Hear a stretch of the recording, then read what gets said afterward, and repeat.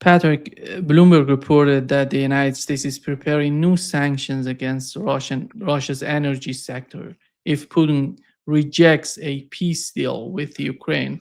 When they're talking about the rejection of the deal, we know that Donald Trump is pushing for, Article 5 guarantees, security guarantees for Ukraine. It's impossible for Russia to accept that.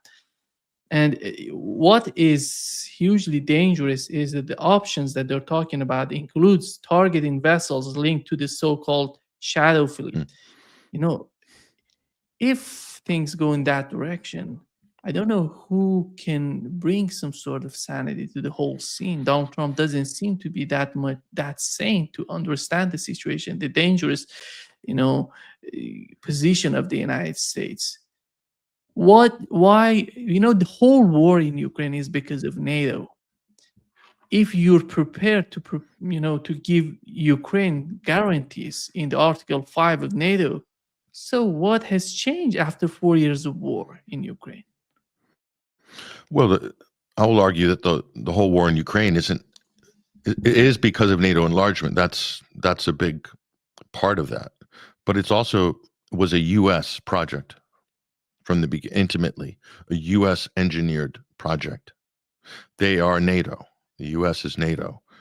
U.S. is NATO. Britain's number 2 deputy, and the other countries are vassal states, and they're just a bolt-on to create the confab, if you will.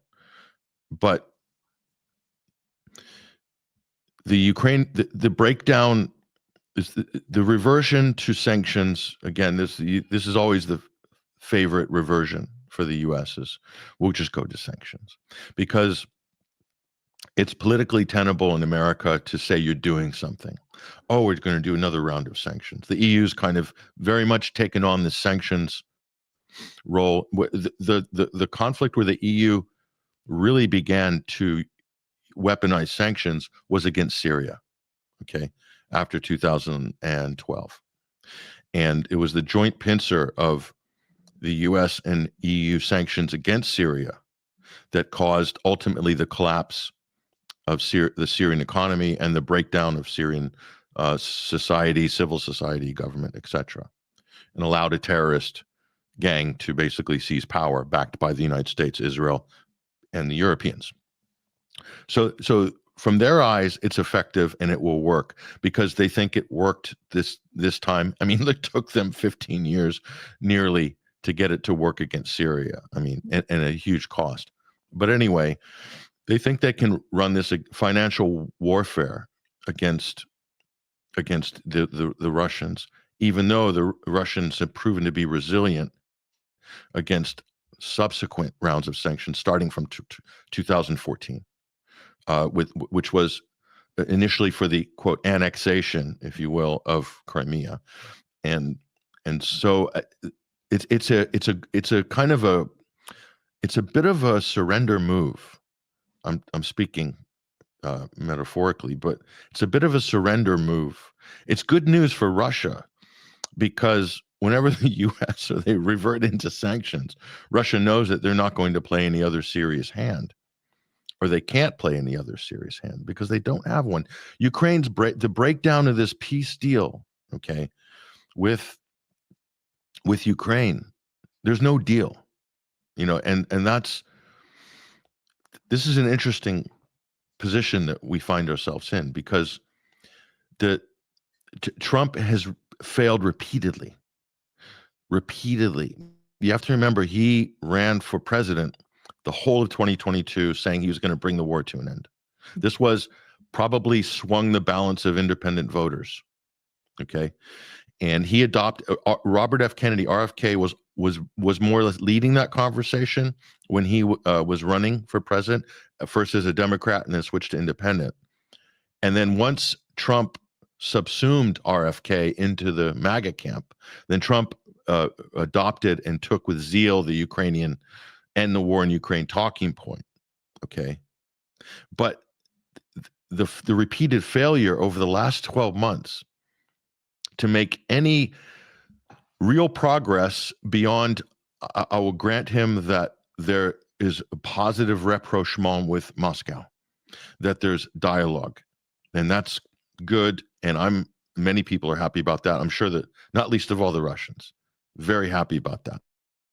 But in terms of bringing this conflict, what it will take to bring this conflict to a close, I don't think he's made any progress at all. There's no progress. The reason is a couple of things. I know this is going to sound cliche, but I really write it down to just pure incompetence. Is that he does not have the personnel. He's surrounded by rank amateurs, charlatans, people that are not qualified to do anything. And he doesn't have any advisors that will tell him the truth, because if you do, you'll get fired. Because that's the style of Trump's management.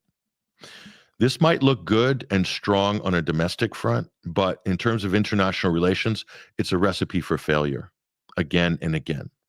The other problem is Israel, the Israeli lobby, and we know this now, hand-selected all of his cabinet that was related to foreign policy or national security. So Ukraine's never a priority in the minds of the people that are in decision-making positions, from Pete Hegseth to Marco Rubio and everybody else. And Steve Witkoff is a pro-Israeli Zionist, totally biased.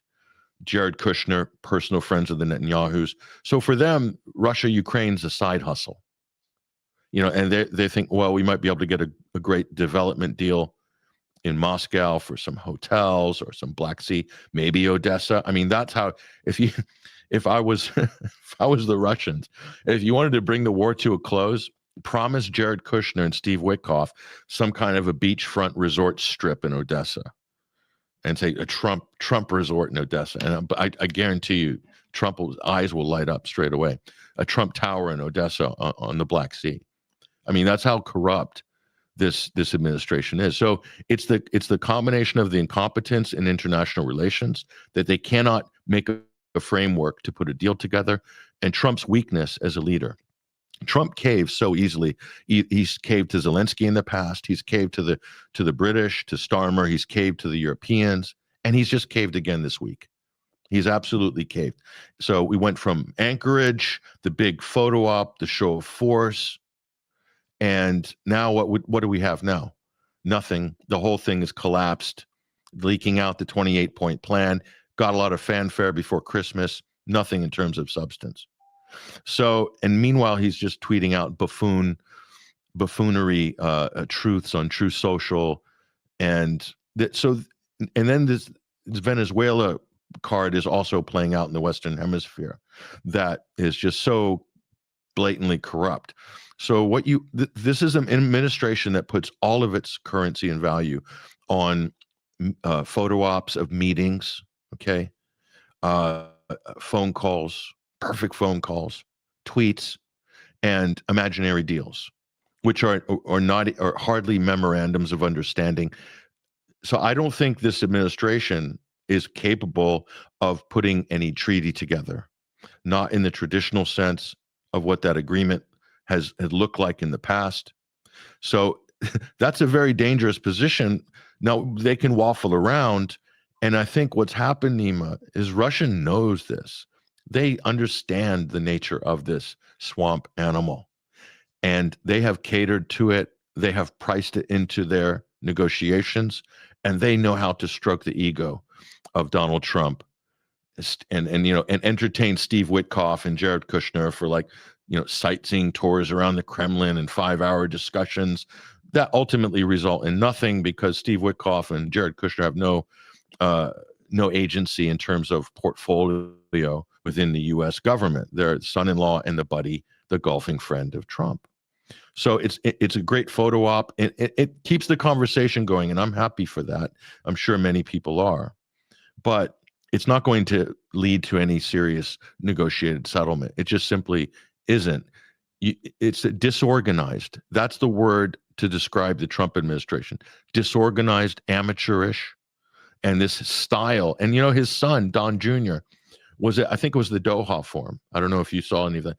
He said, what's great about my father sounds like John McCain's daughters, constantly, my father. What's great about my father is that, he's unpredictable. Nobody knows what he's going to do, not least of all Trump himself. And which makes him different from all those other bureaucrats. This is the MAGA trope, okay? Unpredictability in the way that Don Jr. is describing his father is a complete, just fatal handicap in international relations. Donald Trump knows what it's like to build a casino in Atlantic City or a golf course in Florida or in Dubai. And there's laws, there's papers that need to be signed. There's a process to that. There's agreements, legal agreements that need to happen. It's the same in international relations. But Trump doesn't respect any of that. And clearly, this administration does not regard international law as anything. And it just eschews and discards any due process internationally. You can see that with what's going on in Venezuela, with what went on with Iran, and what's going on in Gaza. And let's not be under any illusions. This is a diabolical failure at every single major geopolitical flashpoint that has ended in massive destruction, death, and genocide in the case of the Middle East. And new wars started against Iran, against Yemen, against Somalia, that no one's talking about, and against Venezuela, and then also issuing threats along the way against the Russians. And, these sort of intermittent outbursts and threats coming from the Trump administration. This is disorganized. They don't know what they're doing. They do not know how to get from A to B. Therefore, they will fail. If the negotiated settlement is the object, they will not succeed. Period. They do not have the caliber or the intelligence of the personnel with the experience required to glue together, to create and manage and ultimately put together the framework that will lead to a negotiated settlement. The type of thing you saw, and I hate to blow Barack Obama's trumpet, but what the JCPA was exactly that over a 2-year period.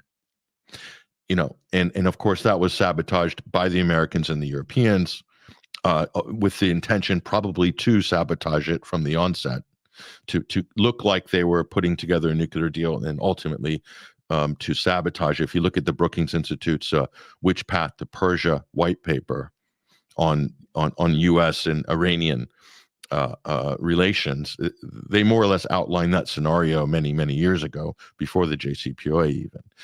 So, but at least that is an example of what a multilateral agreement that can bring all the parties and control the situation to get an outcome, which is to de-escalate. Can this happen under Trump? Definitely not. It won't happen. So if he has 4 more years, there will not be a negotiated settlement with this president. If he pulls his finger out and somehow somebody, or they appoint somebody, or someone grows a brain, or they bring in Tucker Carlson, I don't know how they're going to do it. But as it stands now, there's going to be repeated failures because he leaves the door open for the Europeans and the British to sabotage anything that's constructively moving forward, or appears to be. Plus, he hasn't got buy-in from the war hawk rhinos in Washington or the Democrats. That's number one. You've got to have solidarity at home. And this is another weakness of the Trump administration. He doesn't believe he has to talk to the opposition. And this is a typical sort of fascist characteristic, actually, if you look back in history, is that they disregard the opposition and don't believe they need to get consensus, multi-party or multilateral consensus. And so Trump is kind of slipping into that historic fatal flaw, if you will, that many fascist regimes slide into. And it's really devastating if the United States is behaving in that way, because it is the top hegemon globally. So I wish I could give a better positive outlook with the Trump administration, but it's really, they're making it so hard right now.